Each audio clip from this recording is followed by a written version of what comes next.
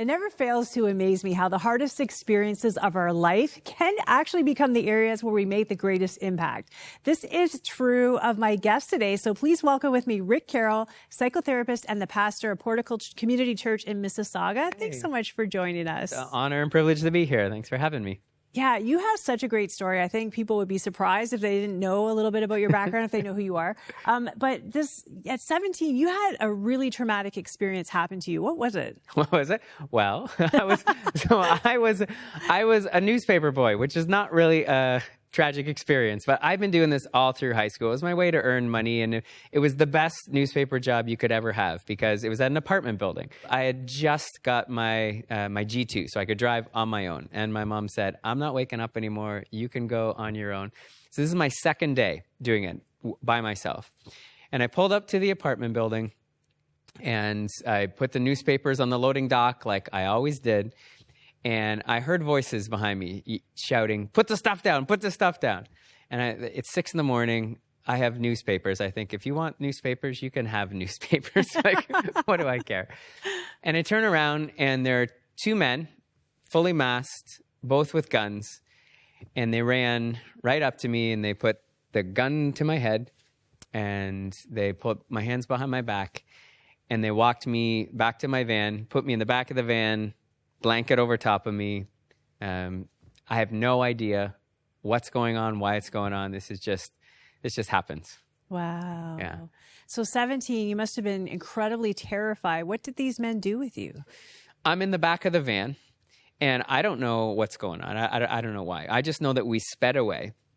I prayed a prayer as I'm in the back of the van, and it's one of those classic prayers like you almost hear in the movies, right? Like, God, if you can get me out of this, I will do whatever you want with my life. Just get me out of this. Mm. And we drove for what felt like about an hour, and no one had really acknowledged me. And then somebody came back to the back seat, and they said, "Who would know that you're gone, and when would they know that you're gone?"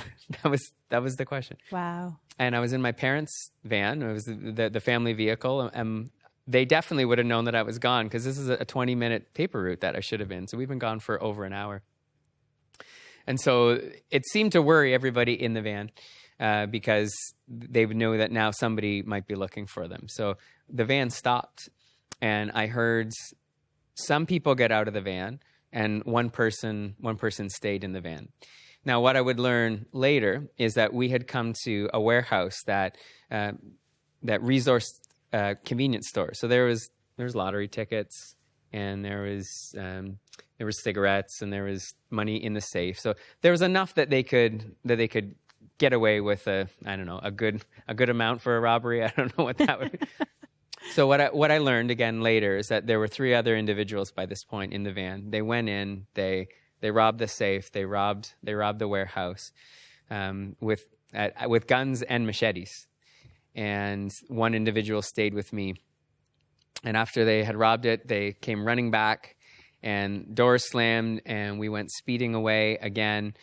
And we drove for 10 or 15 minutes and then the van stopped and nobody said anything.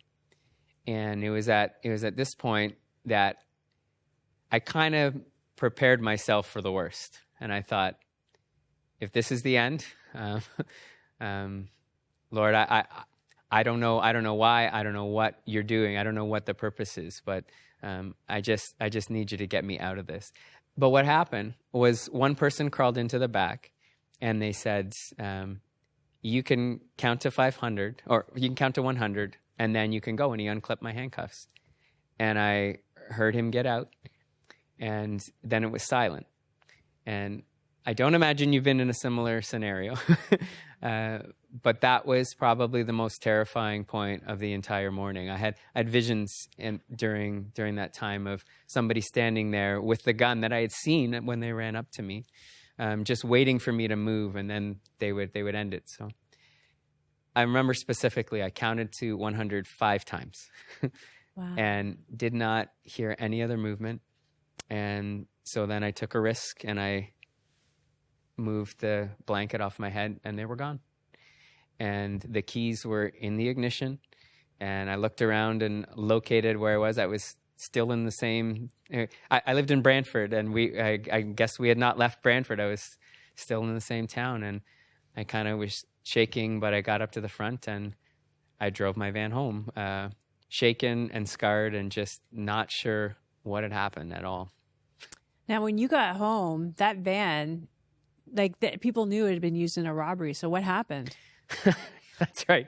I got home, and my parents came running out right away.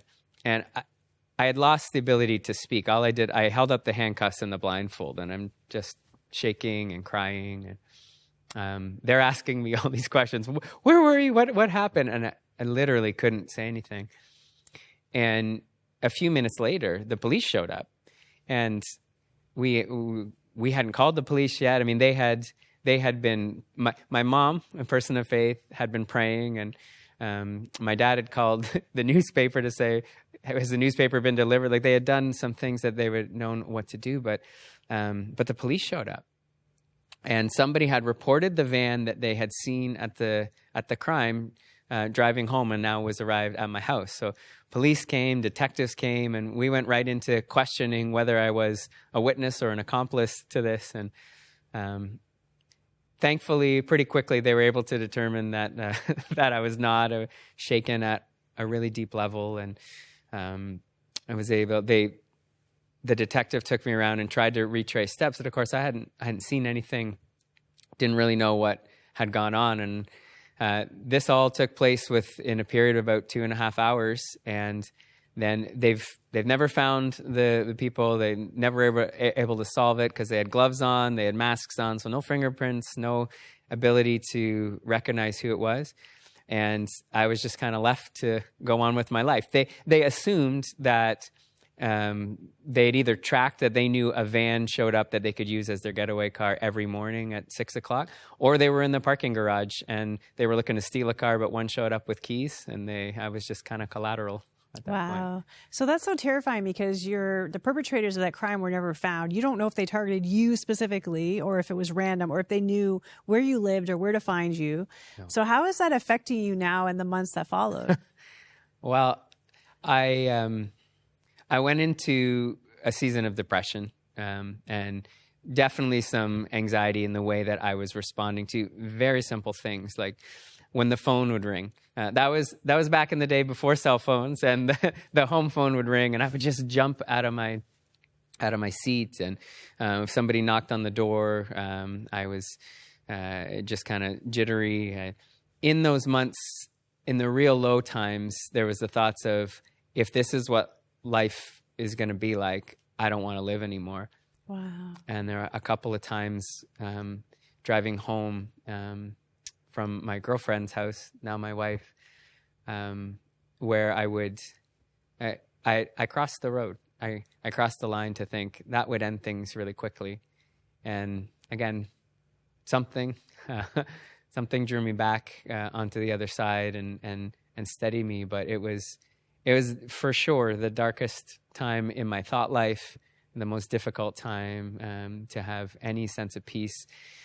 I kind of flunked out all the exams, but thankfully the school said we're not going to count it. But everyone around me noticed that I'm not well, and they want to help. I had a great family, both my wife's family, my family, some friends that were there for me to just to listen, or just to try to make life normal. So I had all these protective factors that started to contribute to a slow rebuild of being steady and being healthy again.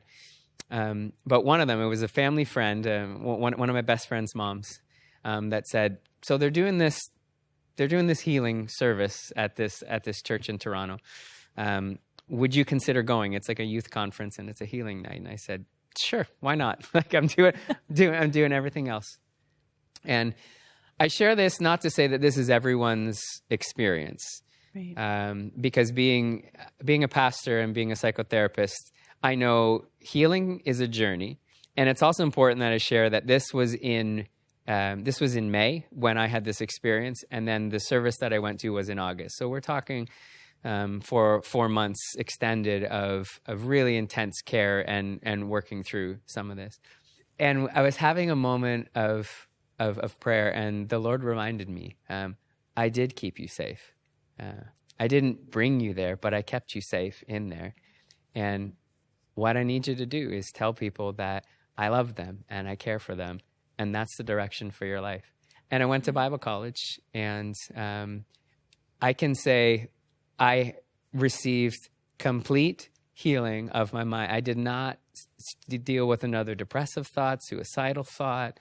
Anxiety just kind of shed away from me in that moment. And the reason I share that that's not everyone's experience is because it's really important that it's not. And now, like I said, being a psychotherapist and a pastor, I know that it's integrated healing that takes place. Both, we got to work on the mind, we got to make sure that people are supported around them from the social side, and we got to work on people's spirits. But mine, it was the mental and the social part that preceded the spiritual healing. And having dealt with that, and I was 17 years old, so that's nearly 30 years ago, and haven't dealt with it again. And it was from that experience that I went to Bible college. I served as a youth pastor for 10 years, and then went back to school and studied counseling and counseling psychology, so that I could not only care from the spiritual side, but also from the mental and the psychological side. Because I just believe that it's so critical that when we're going through things, that you receive care in a holistic way, not just from one realm, but in all the realms that God created us. Tell me about the care center at Portico Community Church. Sure. So it all stems from this, from my personal experience and from this journey that I had gone on. But we have a number, we just seem to be blessed with a number of professionals that are caregivers. So we've got naturopaths, a neuroscientist, counselors, social workers, massage therapists, financial counselors, and just great people that are in the church that I know. And we actually started to sharpen our skills during the pandemic. So anybody that was on the front lines that had to go out each and every day, we were giving free care when we could at the church. And it was a way just to care, because, we were all trying to do whatever we could to care for each other during those years. And then as we began to talk and meet, we said, there's more than just frontline workers in the pandemic that need this. We know that this kind of physical care or psychological care is expensive. And for those of us that are lucky enough to have benefits, it maxes out pretty quickly. Yeah. And then there's a whole population that doesn't have benefits. They're new to the country or not working in a field that has benefits. And so we said, what if we ask these folks that have these skills not to serve on the worship team or in kids ministry as an usher, although those are all great things to serve into too. What if their expression of ministry as the church was that they would use what God's gifted them to do and what they've trained their skills in, and they would give free psychological care, physical care to people that otherwise wouldn't receive it. And so we dreamed about it, we prayed about it, and so we took a step of faith last year, and we brought together, we now are proud to say we have 35 people from the church that are volunteering their time, and we do monthly seminars in the community, just community health seminars, and then we run support groups in all different areas of whether it's grief or anxiety, or we've got a divorce care group, we've got a mental health awareness group, just groups that go on, and then one-to-one care, and they give of their time for a couple of sessions. And then if they're working with an individual client and they say this, and they come to us and they say, this person needs more care, would we be able to keep going on? So we raise funds in the church and the community to say, absolutely, let's pay them, because they can't work for free all the time either, right? Right. Or they're going to be coming back, now I need care. So people give so that beyond those first 2 or 3 sessions that practitioner can get paid, but that individual can still receive the services. And we look at all the realms. We look at their spirit. We go, is this a spiritual thing that we need to get you to the prayer team or get into one of our soul care groups? Or is this something we can care for some of the way that you're thinking? Let's get you into to work with one of our psychotherapists. Or we have an occupational therapist and a massage therapist, and people that are recovering from long-term injuries. Like you need massage every week just to keep going sometimes, and that maxes out like that. And there's this one guy, we keep telling him, submit your receipts, we want you to get paid, and he keeps saying, no, pastor, I just want to care. Like, it's beautiful to see how the church is being the church, caring for each other, using the skills that God has given them to provide this kind of care. Absolutely amazing. We could talk forever. Rick, Carrol, thank you so much for coming to share a little bit of what God's doing in you and through you. Awesome. Thanks, Cheryl. And if you're one of those people who has experienced pain, has experienced trauma, and maybe you feel a little stuck there, and maybe you think God could never use that. It was so ugly. It was so terrible. It was so violent. Whatever it is, even if it was a mistake that you made and you brought it on yourself and you can't forgive yourself, man, we would love to walk you through that journey because there is something waiting for you on the other side of that obstacle. And God wants to take the ugly, painful places of our life and make them something beautiful. If that's you, I want to challenge you right now to do something out of your comfort zone and see what God can do. Just give him a chance. That's why we have our prayer lines. The most wonderful people are on the other end of that line, and they will walk you through some incredible prayer or just pray for you. And let's see what God can do with you. That number is 1-866-273-4444.